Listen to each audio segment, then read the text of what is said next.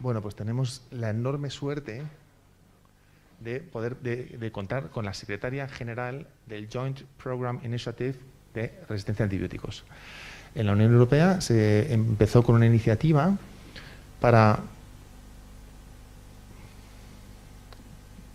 enfocar y dirigir las financiaciones nacionales de los países hacia un objetivo como es la resistencia a antibióticos, ¿de acuerdo? Y esa coordinación se empezó con un programa que se llama Joint Program Initiative. Hay varios, uno de obesity, uno de enfermedades raras, uno de agua y uno de resistencia a antibióticos.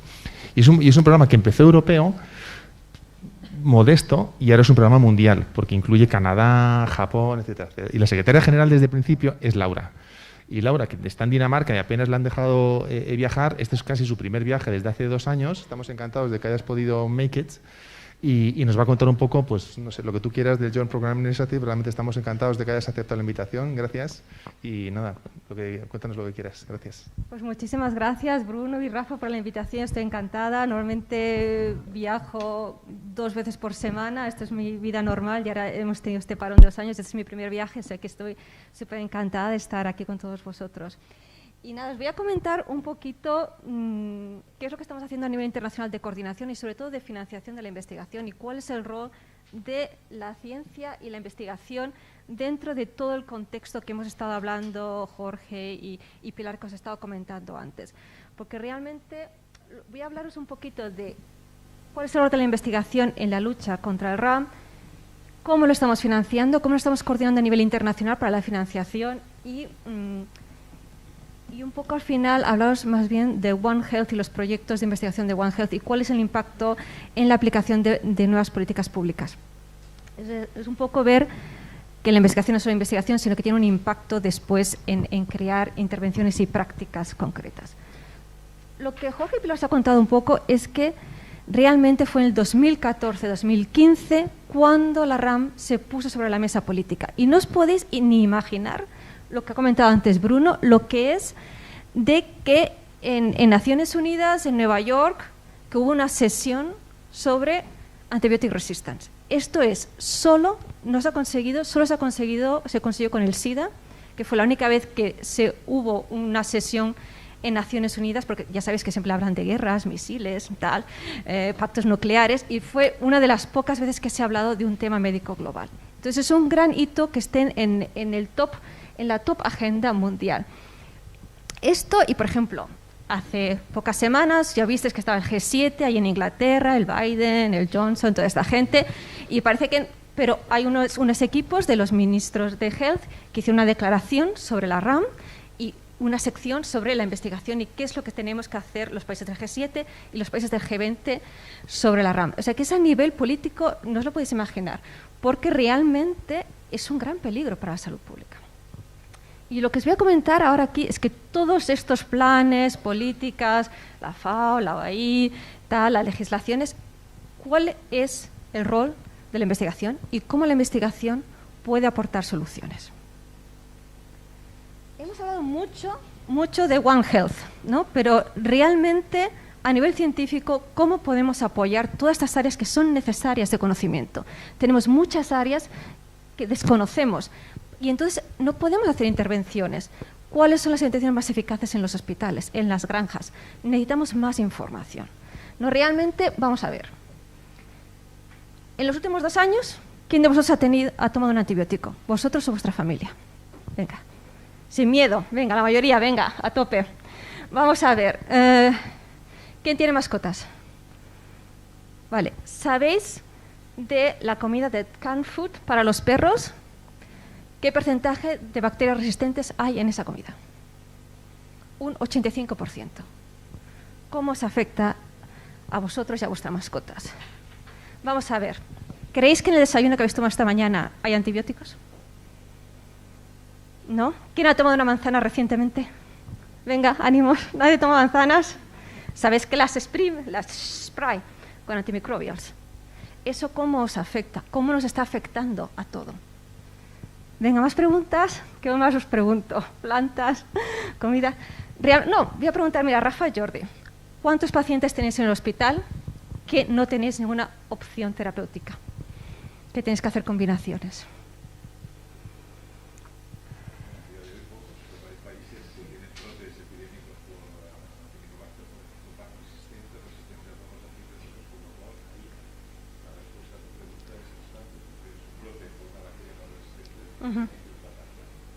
Pues esto es lo que estamos hablando de One Health. En los ríos, en Europa, vamos a ver qué proporción de lo que se prescribe a nivel humano de antibióticos y qué proporción hay en los ríos de antibióticos. ¿Cuál creéis que es la proporción? Venga, 1-2, 3-1.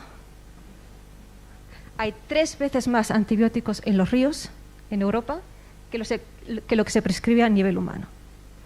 Todo esto, cómo está afectando a la resistencia, es lo que no sabemos todavía y por eso necesitamos a One Health Approach científico, para dar respuestas.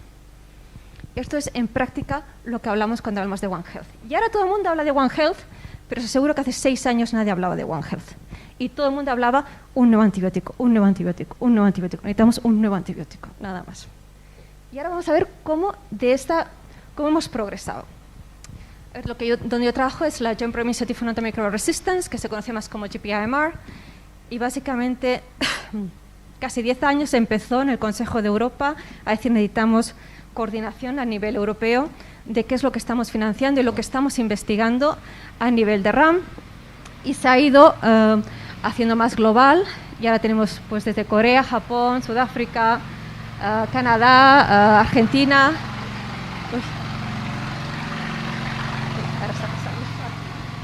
Y ahora esperemos que Chile va a ser miembro dentro de muy poquito, y mañana tengo reuniones con Estados Unidos. Esperemos que con el cambio de gobierno de Estados Unidos creo que también se van a apuntar. Esto es muy importante porque realmente lo que hacemos es analizar qué se está investigando en cada país, qué se está financiando en cada país, cómo se complementa, y luego ver qué es lo que tenemos que financiar conjuntamente a nivel internacional, cómo hay que ayudar a la comunidad científica, qué comunidad científica necesita qué y qué nuevas comunidades hay que crear más intersectoriales y más interdisciplinares para esto. Y luego lo que hacemos también es los resultados de esas investigaciones, cómo las podemos implementar. Por ejemplo, lo que acaba de presentar Jorge ahora del Tricycle Project, que es, por ejemplo, uno de los proyectos que nosotros financiamos, y es ver cómo luego esto tiene un impacto a nivel nacional en las prácticas. Lo primero que hicimos en 2014 fue esta agenda de investigación común. Esto es muy importante porque fue justo cuando estaba creando, que Pilar ha presentado, el plan global, el GAP, de la OMS. Y en el capítulo de investigación, esta fue la referencia. Cuando se estaba haciendo esta agenda, solo tenía 2 partes: Therapeutics, Diagnostics, Surveillance. Toda la parte más de Transmission, Environment Interventions, nadie le interesaba, ¿no? Porque era esto. Y entonces fue cuando Bruno vino al comité científico. One Health. Realmente fue en el comité científico que tenemos internacional, que es el que ha diseñado la agenda y quien hace los updates de la agenda, porque a partir de esta agenda lo que hacemos es crear prioridades científicas, que es lo que se financia a nivel nacional y a nivel internacional. O sea que es muy importante, porque aquí se dice lo que se ha hablado antes de repurposing of antibiotics. Entonces aquí tenemos unas prioridades, pues hay que hacer algo en repurposing, hay que hacer algo en new antimicrobials, y fue entonces, en 2014, cuando hubo el cambio de One Health, cuando se pidió que necesitamos veterinarios en los comités científicos, necesitamos otra expertise. Y no os lo podéis imaginar las batallas. Yo me acuerdo perfectamente llegar Bruno ahí, que no lo conocía de nada, llegó allí en plan pum, pum, pum, hay que poner One Health, hay que poner Environment, hay que poner veterinario. Y eso, ha habido un cambio fundamental en esos últimos años. Y es muy importante también pues decir eso, la gran capacidad científica que tiene España, ¿no? Porque Jordi y Rafa también están en nuestros comités científicos, y es muy importante dar una visión que no es solamente una visión más de los países del norte, que tienen niveles más bajos de resistencia, sino dar también una visión de países que tienen niveles más altos y que es necesario a nivel científico. Y de aquí, básicamente lo que tenemos es luego un plan de actuación en lo que diseñamos qué es lo que vamos a financiar cada año a nivel internacional y qué ayudas y qué tipos de capacity, training, educational programs, etcétera, diseñamos. Y solo comentaros pues, que en los últimos años pues, hemos dado más de 100 millones de euros en inversión conjunta de investigación, que el 38% de los proyectos que damos tienen One Health Approach, Y lo más importante, que financiamos más de 1.300 científicos en todo el mundo. Y como podéis observar aquí, no solo los 28 países que tenemos ahora de miembros, sino que en más de 70 países en todo el mundo damos financiación, porque también financiamos Lower Middle Income Countries, o sea, investigadores que se encuentran en África o Asia, para crear consorcios con los europeos. Realmente lo que intentamos es crear una red global de investigación donde realmente haya intercambios y creemos nuevos conocimientos. Y ahora os voy a hablar todo esto cómo se financia. O sea, ¿quién paga hacer un nuevo antibiótico? Esto os voy a hablar un poco de cómo funciona. Si vemos la inversión de nuestros miembros, que básicamente nuestros miembros de NGPIMR son los países que tienen high income countries, los países que tienen capacidad científica y de financiación de RAM. La mayoría de países del mundo, como habéis visto antes en el Preclinical Pipeline que ha enseñado Jorge, es básicamente Europa y Estados Unidos que financia todo. Entonces, vemos que la inversión del 2014 al 2017, con la creación de GPMR, con la creación del Global, de la OMS, el GAP, incrementó el nivel de inversión. Es un anual de 1,8 billones de euros. Estados Unidos tiene un número similar, entonces lo que tenéis que sumar. Y ahora vemos este año, aquí podéis ver desde el 2017 hasta ahora, los números. Básicamente, lo que estamos hablando es todo este dinero que veis aquí, anual, pues eso, 1,8, como ha aumentado. Básicamente son unos 200 agencias financiadoras en todo el mundo. Realmente es muy pocos países, estamos hablando unos 30 países en el mundo que financian investigación en RAM, de los cuales solamente unas 200 agencias públicas que financian esta área científica. Es muy poco y es muy poco dinero. La mayoría de esta inversión, como podéis, va a Basic Research y Therapeutics, lo que significa que en los presupuestos nacionales más de 60-70% va a Therapeutics, no va nada ni a veterinaria, ni a plantas, ni a fungi, ni a nada. Y de ese porcentaje, la mayoría es para Gram positive. O sea que tampoco está específica a lo que es la resistencia de bacterias. Por lo tanto, lo que tenemos que hacer es, a nivel político, que es importante lo que han presentado antes mis compañeros, hay que realmente hacer un constant advocacy para incrementar estos presupuestos y para que estos presupuestos realmente vayan a los patógenos prioritarios. ¿Qué más contaros? Por ejemplo, de aquí, los fondos que nosotros damos, intentamos cubrir todas las áreas y realmente, sobre todo en el área de transmisión, que es donde hay más desconocimiento y donde no hay financiación, aumentar y realmente crear un gran portafolio de proyectos de investigación en esta área para darnos nuevas claves. Y como podéis ver, quien realmente en Europa hace la investigación es básicamente las universidades, los centros públicos de investigación y muy poco SMEs, etcétera. O sea que realmente el push viene de las universidades y de los centros públicos de investigación. Este de aquí, no sé cómo aquí sale, me sale el rojo este. Los Investment by Funding Organizations en España no sale porque es muy pequeño. Entonces no os lo he querido enseñar para deciros que Alemania es el top one de recursos y Inglaterra son los otros grandes financiadores en Europa, aparte de Francia.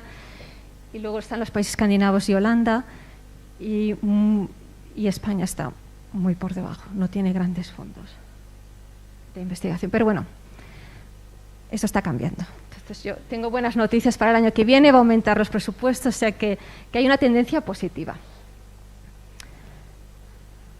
Ahora voy a comentaros un poco cómo se financia y se coordina mundialmente el desarrollo de un nuevo antibiótico. Como sabéis, que han comentado antes, desde los años 80 no tenemos nuevas clases.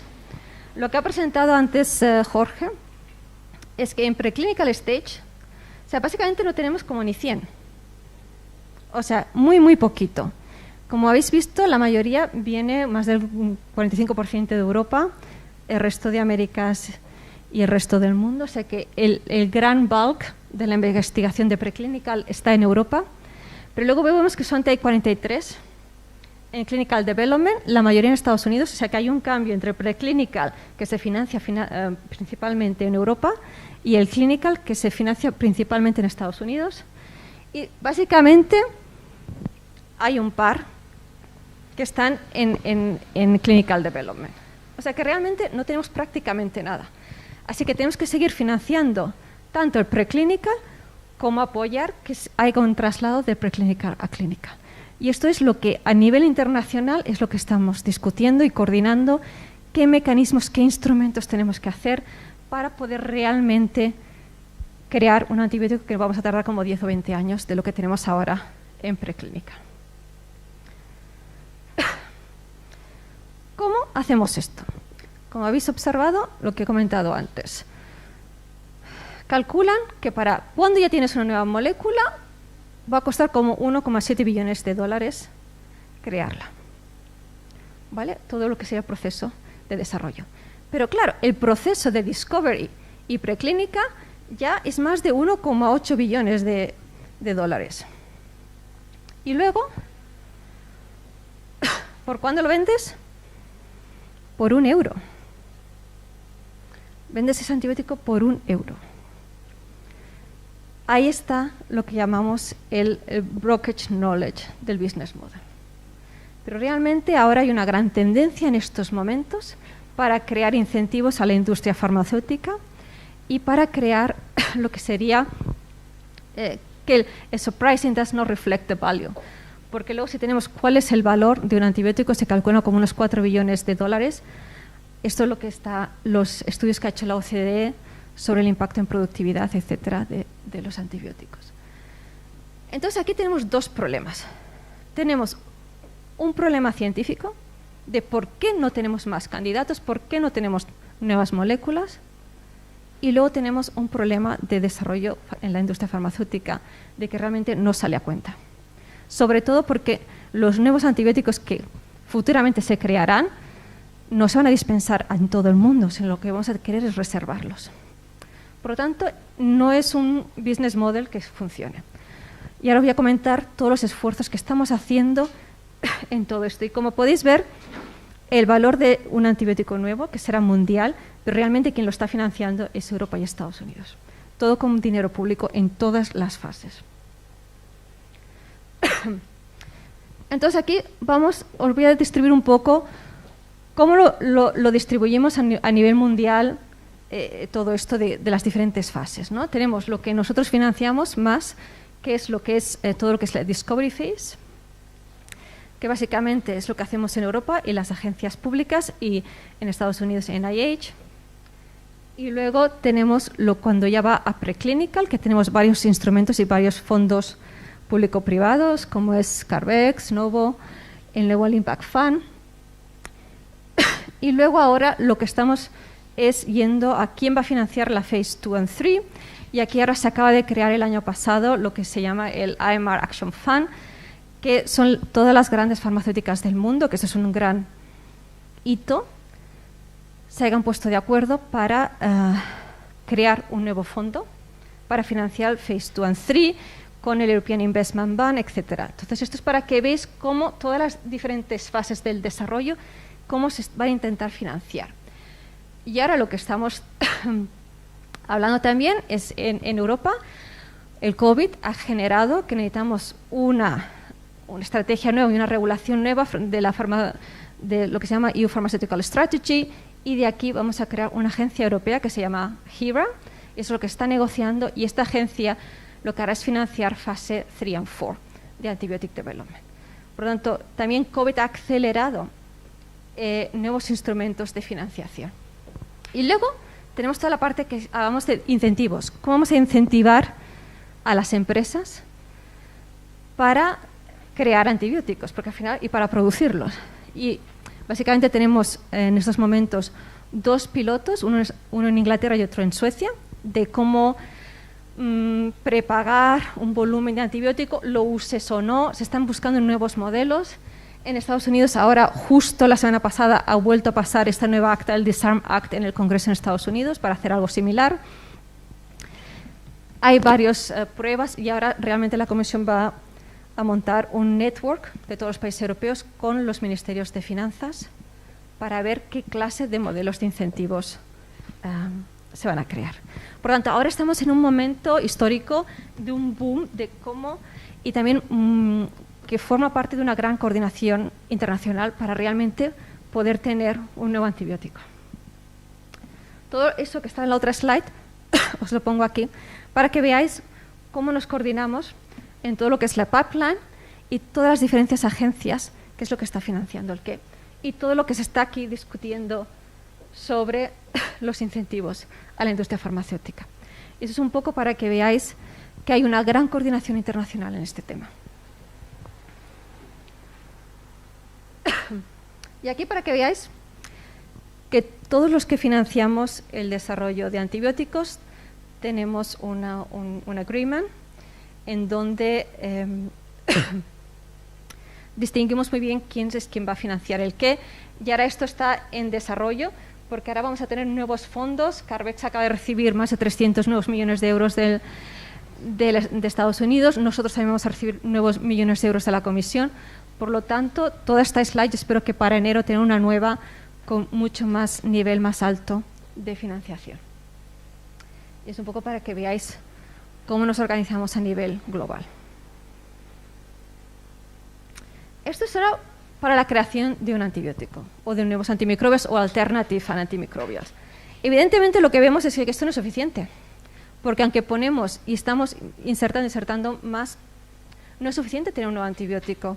Necesitamos muchos otros aspectos para reducir la resistencia. Y básicamente os vamos a comentar ahora qué es lo que no sabemos y qué es lo que estamos haciendo para crear nuevo conocimiento y nuevas soluciones. Por ejemplo, todo lo que está financiándose a nivel internacional está focusado en los priority pathogens definidos por la OMS.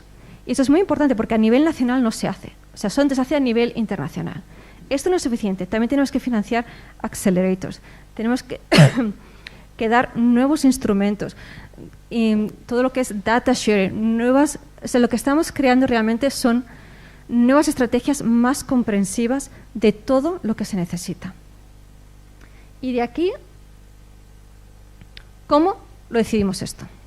Lo que es muy importante a nivel internacional es que las decisiones que se están tomando tienen que venir de unas bases de evidence-based. ¿Cómo lo hacemos esto? Pues es muy importante el comité científico que tenemos y es muy importante cuando hacemos lo que se llaman Scoping Strategy Workshops. Y hicimos, por ejemplo, ahora uno en abril, que Rafa forma parte del comité científico. Básicamente, una serie de conferencias donde enseñamos todos los grandes proyectos que están habiendo en el mundo en estos momentos de Discovery y a partir de ahí discutir qué es lo que se necesita, qué es lo que la comunidad necesita para progresar. Todas estas discusiones se hacen todos estos prioritization de ideas y luego a partir de ahí, con los países miembros, se decide qué es lo que se va a financiar. Y, por ejemplo, después de este workshop que tuvimos en abril, ahora vamos a sacar una convocatoria en enero de más de 30 millones de euros, con lo que se comentó que era necesario allí. Para que veas que no es un proceso top-down donde los gobiernos deciden, pues voy a poner el dinero aquí o aquí, sino que es un proceso colaborativo y por eso es muy importante que participéis en las conferencias, en los congresos, en cuando se piden expertos para comités, para poder realmente influir de una manera positiva en lo que es necesario. Y, por ejemplo, que hace un par de años hicimos uno en Asia, porque Asia está muy desconectada de lo que se está haciendo en Europa y en Estados Unidos. Y, por ejemplo, fueron ellos mismos, nuestros miembros coreanos, que dijeron, no sabemos qué hacen los japoneses, no sabemos qué se está haciendo en Indonesia, no sabemos qué lo está haciendo China. ¿Podéis vosotros organizar como más neutral y traer todos los países asiáticos para ver qué es lo que están haciendo sobre new antimicrobials? Esto fue como un primer paso para integrar más los networks en Asia con Europa. Entonces, estas acciones son importantes a largo plazo. Pero ahora vamos a hablar de otros temas, porque tampoco tenemos los datos, como hemos visto hoy con la presentación del PRAN, ¿no? Pues estamos empezando to collect data, monitorizar data, pero tampoco es que tengamos grandes estándares. Se ha presentado GLASS antes también, Pilar. O sea, tenemos ahí varios sistemas, pero tenemos que financiar para tener temas más estándar a nivel internacional para poder comparar. Y también tenemos muchos datos que no los sabemos interpretar. Hay muchas áreas de desconocimiento en esta área, ¿no? Solo para comentaros. Entonces, es muy importante desarrollar todos estos temas de vigilancia que, sobre todo, los compañeros de la OMS han estado hablando, ¿no? Y realmente, cuando se habla de sistemas de vigilancia, la gente dice, pero a nivel nacional tenemos el mío y tal, ya lo tenemos. Y, por ejemplo, es muy difícil conseguir financiación de investigación en vigilancia, porque nadie piensa que es necesario. ¿Para qué hay que pagar nada en vigilancia si ya está todo montado? Entonces, realmente es muy importante explicar qué es, desde el punto de investigación, qué puedes aportar para mejorar los sistemas nacionales de vigilancia. Y es muy importante hacer el caso y explicar que necesitamos nuevos métodos, nuevos instrumentos, nuevas maneras de interpretar, temas más de integración. Os voy a enseñar algunos proyectos que hemos financiado, porque es importante ver que cuando estás financiando investigación, de ahí salen cosas concretas, soluciones en las que tú puedes mejorar tus planes nacionales de vigilancia, ¿no? Y, por ejemplo, pues hemos financiado mucha investigación que dan checklist, policy guidelines, nuevos tools para poder hacer este tipo de mejoras, ¿no? Y esto es muy importante, presentar a las agencias públicas de salud estos resultados para ver cómo pueden mejorar sus propias prácticas, ¿no? Y sobre todo lo que hemos hablado más, lo que es Environmental Surveillance, Integrated Surveillance, que hemos hablado antes, que nadie lo tiene en el mundo excepto Chile, que es el único país que realmente ha creado lo que es surveillance en el medio ambiente, pero esto es un problema sobre todo en los países de desarrollo. África está muy interesada en crear sistemas de vigilancia en medio ambiente y es un poco ahora estamos financiando mucha investigación en esto para realmente crear unas pautas comunes, ¿no?, de cómo podemos hacer estos integrative frameworks en surveillance. Y sobre todo el COVID nos está ayudando muchísimo. Me acuerdo hace un par de años una reunión con CDC de Estados Unidos y CDC, esto no vamos a hacer, environmental surveillance, y menos nada integrada, ¿no? O sea, y ahora con el COVID, ¡pum!, te das cuenta que, por ejemplo, la vigilancia del agua es muy importante. Y, por ejemplo, a partir de ahí hemos incrementado mucho los fondos en el área del agua, por ejemplo, que os voy a comentar, ¿no? Porque transmission, básicamente, la dinámica de transmisión, los mecanismos de transmisión, es un área en que falta muchísimo conocimiento y, por ejemplo, Estados Unidos prácticamente no financia nada en esta área. Y, por lo tanto, es un área muy pujante y es un área en el cual hemos hecho grandes esfuerzos de financiación, ¿no? Y este año, por ejemplo, hemos financiado más de 30 millones en proyectos sobre agua. Y ahora os voy a explicar un poquito más por qué. Entonces, cuando haces transmisión, pues estás hablando no solo de medio ambiente, pero también food security, seguridad alimentaria, stewardship, y sobre todo lo que queremos es, con este nuevo conocimiento, crear intervenciones efectivas y nuevas soluciones. O sea, no es algo así, porque parece ser que, pero estáis financiando cosas de muy, no sé, como muy básico, ¿no? Me acuerdo hace unos años en la OMS en Ginebra, en la gran asamblea con todos los países, ahí la gente gritando, vosotros de investigación, perdéis el dinero, no tenemos un antibiótico, no sé qué hacéis con el dinero, lo estáis ahí perdiendo. Entonces hay que demostrarles que no, todo este dinero de investigación básica es para que crees nuevas intervenciones efectivas en casa y que puedas reducir la resistencia.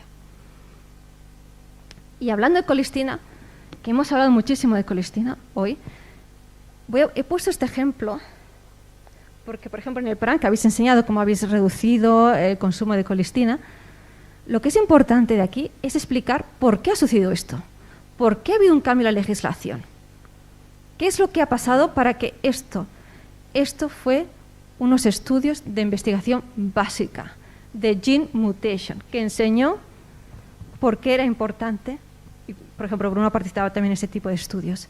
¿Por qué es importante? O sea, financiamiento de algo muy basic research, gene mutation, bla, bla, bla, tiene un gran impacto de hacer incluso China prohibir colistina.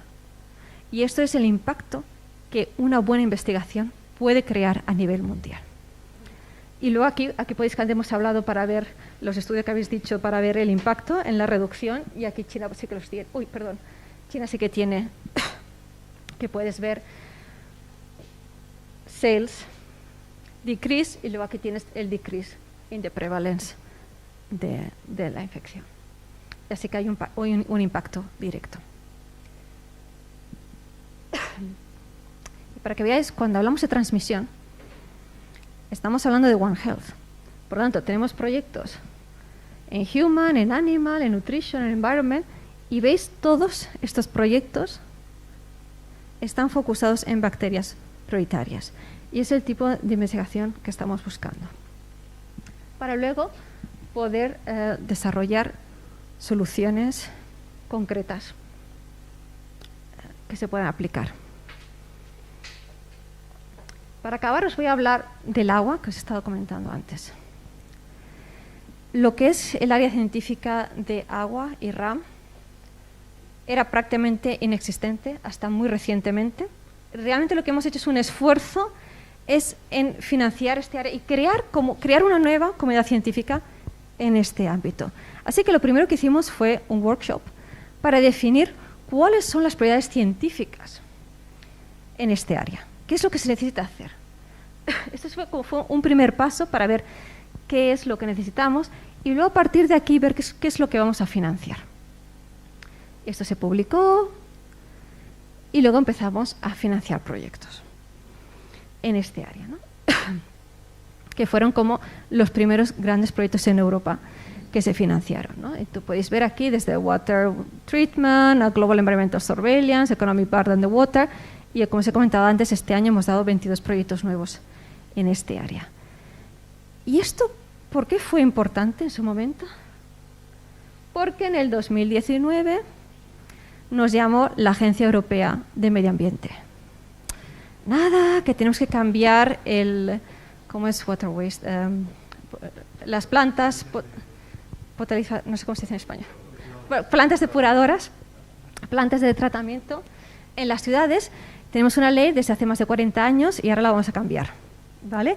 Y ahora tenemos que ver cómo vamos a incluir bacterias, porque no se tratan en las plantas potabilizadoras en Europa.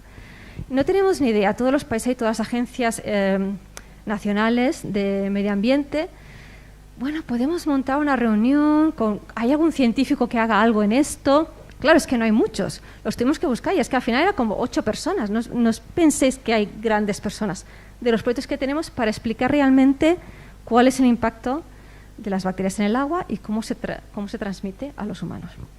Entonces, montamos estas reuniones con las agencias, explicando, con las empresas que dirigen las plantas potabilizadoras, y una discusión muy interesante, ¿no? De ver los datos y ver esto cómo afecta, y a partir de aquí la Unión Europea publicó las nuevas recomendaciones de las plantas potabilizadoras.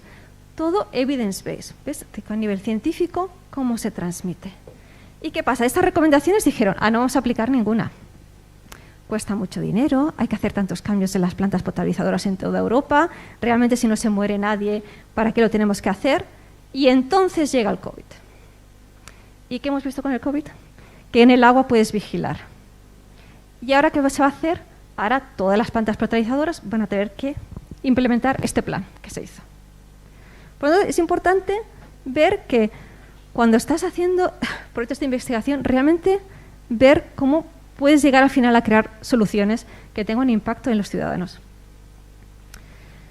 Y para acabar, solo tampoco os quiero comentar muchas de todas las cosas que hacemos, pero aparte de financiar investigación, tenemos un instituto virtual que os animo también a apuntaros y a registraros, donde hay todo tipo de resources, data access, donde todos los investigadores ponen todos sus databases, etcétera. Entonces yo creo que es un tool que os puede interesar, que os podéis apuntar a lo que se llama el GPMR Virtual Research Institute Digital Platform.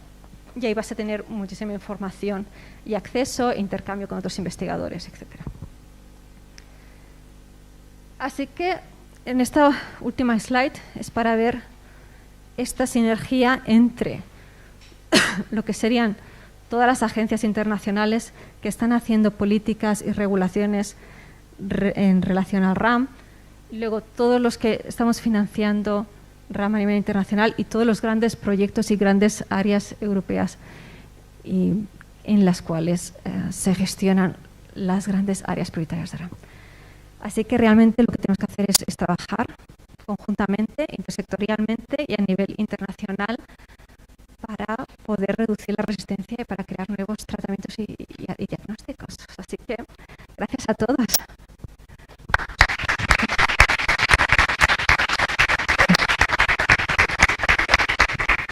Bueno, muchas gracias, Laura, y además muchas gracias porque la has dado en castellano, que es más fácil dar la charla en inglés siempre. Yo la primera vez que la conocí me lo dijo, dice, me es más fácil hablar en inglés estos temas porque estoy siempre comunicando en inglés, ¿no? O sea que muchísimas gracias. Espero que se haya entendido. Sí. ¿Alguna pregunta queréis hacer? Pues si no, yo voy a disparar. Esto es... Sí, Cristina. Bueno, muchísimas gracias, Laura, porque has dado una charla estupendísima y realmente nos has dejado muy claro cómo tenemos el panorama de investigación. Mira, lo has nombrado un poco como de refilón, toda la inversión que se hace en buscar nuevos antibióticos, pero has dicho de refilón y alternativas. ¿Nos podrías decir más cómo está la situación en alternativas, en qué se está invirtiendo más, en qué tipo de investigación y si se van obteniendo resultados esperanzadores que nos hagan tener pronto esas alternativas? Gracias. Sí, mira, fíjate que es bastante nuevo que se está invirtiendo ahora y realmente en el último pipeline análisis se están empezando a ver, que es una novedad. Y bueno, pues no te puedo decir porque está todo muy preliminar.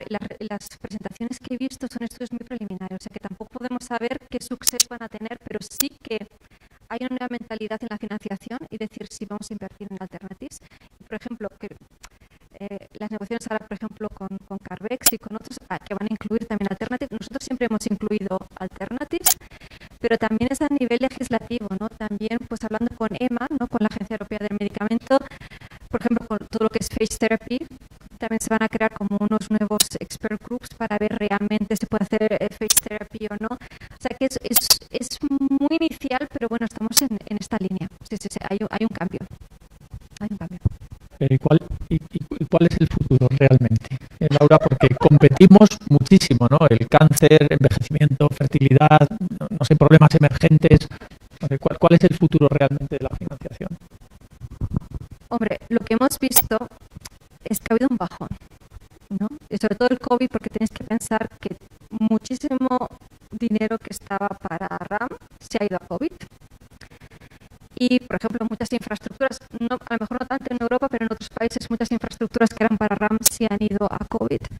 Y ahora lo que vamos a ver es una presión muy fuerte en los presupuestos de los dos próximos años, porque todo ha ido a COVID, ¿no? Y entonces lo que estamos intentando es ver cómo reutilizar, básicamente las estrategias, ahora que vamos a tener varias reuniones en otoño, cómo reutilizar fondos COVID para volver a RAM. Lo que hay que hacer es mantenerlo en la agenda política, porque si no, y ahora todas las discusiones que estamos teniendo a nivel europeo, porque ahora Europa realmente está haciendo los nuevos presupuestos para los próximos 10 años, hasta el 2030, ya realmente es lo que estamos negociando, pues eso, qué es lo que va a pagar Gira en preclinical, qué es lo que va a pagar en late stage, y sobre todo para nosotros en Discovery, pues es lo que estamos negociando ahora para obtener nuevos fondos para el 2024, del 2024 al 2030, que es lo que estamos negociando, y yo espero que realmente hasta hemos tenido 100 millones de euros y creo que vamos a ir hasta 400. O sea que, bueno, tenéis que dar aquí mucha energía para todas estas batallas que voy a tener ahora, pero realmente lo que veo es que a lo mejor vamos a tener en los próximos 2 años una bajada y luego espero remontar, porque todo lo que se está negociando es para el futuro. Y es un poco, pasar un par de años es un poco... Te agradecemos estar ahí en la lucha. Bruno. Hola, claro, es que yo tengo como un dilema mental. Entonces, cuando llegue el nuevo superantibiótico, ¿qué vamos a hacer con él? O sea, ¿cuál va a ser la estrategia más inteligente? ¿Lo guardamos por si acaso para cuando ya no se pueda utilizar ningún otro antibiótico? Porque si hacemos eso, entonces ya sí que nadie va a querer sacar un antibiótico. O no se lo dejamos a nadie y nos lo quedamos, o lo empezamos a usar, no sé. ¿Cuál es tu opinión? Es un problema ético muy importante. Y esto es algo que, como estamos muy lejos de tener un antibiótico, pues nadie realmente lo está hablando, pero sí que se está hablando mucho, sobre todo en Europa, de lo que realmente lo que está ahora en el latest stage es inyectable, o sea, no es una pastillita. Entonces, realmente aquí lo que se quiere es conservar, ¿no? Y realmente, bueno, con EMA y FDA, lo que ellos realmente lo van a querer es tener que solo muy pocos hospitales lo puedan tener, para casos especiales. Esa es un poco la mentalidad de aquí, pero he dicho que en estas reuniones en Ginebra, es que no os lo podéis imaginar, porque estaba el de la India y el de Brasil ahí gritando, es que yo lo quiero comprar por internet, o sea, ¿cómo? Y lo quiero gratis. Y esto es una lucha política internacional muy fuerte, de una visión que aquí tenemos de que hay que guardar estos, porque hay otras opciones. Esos otros países hay recorrido para hacer combinatorias, hay otro recorrido, y es una visión muy fuerte cuando están allí, cuando están diciendo lo queremos comprar por internet y a menos de €1. Y es un problema ético importante. Y también es un problema ético en Europa. ¿A quién le vamos a dar esos antibióticos? Pues se lo vamos a dar a gente de 90 años o no. Este es otro problema ético de que se está hablando, ¿no? De realmente a quién le vamos a dar ese antibiótico. Realmente a una persona de 90 años le tenemos que dar para luego crear resistencia. Y esto es un poco... Hay muchos problemas éticos que solucionar. Si puedo añadir algo. Bueno, ahora... Sí. Yo creo que de esto podemos hablar en la mesa redonda. Es un concepto que no ha salido todavía, pero que quiero que se haga en la mesa redonda, que es un concepto que es el de linkage. De linkage es desvincular para una industria la cantidad de moléculas que vende con la cantidad de beneficio que tiene. Y entonces hay un proyecto piloto ahora mismo en el Reino Unido, donde se potencia la siguiente empresa que saque un antibiótico al mercado, va a tener un beneficio asegurado por el Estado.